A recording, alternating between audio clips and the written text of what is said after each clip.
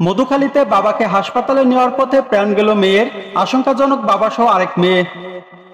ফরিদপুর মধুখালীতে অসুস্থ বাবাকে হাসপাতালে নেওয়ার পথে ট্রাক ও মাইক্রোবাসের মুখোমুখি সংঘর্ষে শুক্লা বিশ্বাস ৩২ নামে এক নারী নিহত হয়েছেন। এ সময় গুরুতর আহত হয়েছেন নিহতের বাবা ও বড় বোন। ১৩ মে মঙ্গলবার সকাল 11:30টার দিকে উপজেলার বোয়ালিয়া এলাকায় ঢাকা খুলনা মহাসড়কে এই দুর্ঘটনা ঘটে। নিহত শুক্লা বিশ্বাস মাগুরা শ্রীপুর উপজেলা চাকদা লাঙ্গলবাদ গ্রামের মনোহর বিশ্বাসের মেয়ে। দুর্ঘটনায় মনোহর বিশ্বাস ৮৫ ও তার অন্য মেয়ে পারুল বিশ্বাস ৪৫ আহত হয়েছেন।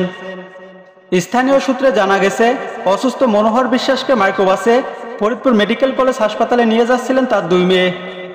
পথে মধুখালী রায়পুর ইউনিয়নের বোয়ালিয়া এলাকায় ঢাকা খুলনা মহাসড়কে মাগুরাগামী একটি ট্রাকের সঙ্গে মুখোমুখি সংঘর্ষ হয়।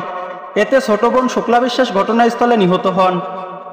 এ বিষয়ে মধুখালী উপজেলা স্বাস্থ্য কমপ্লেক্সের আবাসিক মেডিকেল অফিসার আরএমও ডাক্তার কবির সর্দার বলেন, একজন ঘটনাস্থলে নিহত হয়েছেন, দুজন হাসপাতালে ভর্তি রয়েছেন, তাদের অবস্থা আশঙ্কাজনক।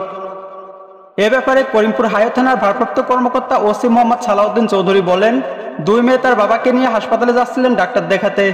পথে ট্রাকের সঙ্গে মাইক্রোবাসের মুখোমুখি সংঘর্ষে একজন নিহত ও দুইজন আহত হয়েছেন। মাইক্রোবাসটি বাম পাশ দিয়ে না গিয়ে ডান পাশের লেন দিয়ে যাওয়ার কারণে মুখোমুখি সংঘর্ষ হয়। ট্রাকটি আটক করা হয়েছে। আইনগত ব্যবস্থা প্রক্রিয়াধীন।